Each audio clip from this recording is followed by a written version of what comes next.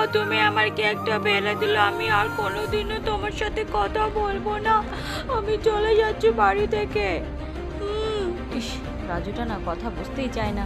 কার নাই কার এটুকু নিয়ে এসেছিল, তাই জন্য তো আমি ফেলে দিলাম। না, ফোন করি একটা, ওর জন্য একটা নতুন কেক আজকে আমাকে যে করেই হোক কিনে আনতেই হবে। বন্ধুরা তোমরা সাবস্ক্রাইব করে দাও, লাইক করে দাও। আমার ছেলেকে আমি আজকে সারপ্রাইজ দেবো, ওকে একটা কেক না দিলে আমার মনটা কেমন লাগছে, অনেক মন খারাপ। ও দিদা, দিদা কোথায় তুমি? দিদা কোথায়? হ্যাঁ আমি আসছি, জানো আমার সাথে আজকে কি কি ঘটনা ঘটেছে দিদা? ও দিদা শুনতে পাচ্ছ তুমি?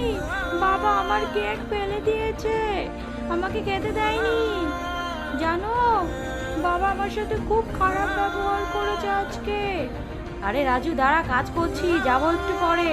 আমিও তোমার কাজ করে দিচ্ছি দিদা, আমি তোমাকে খুব ভালোবাসি।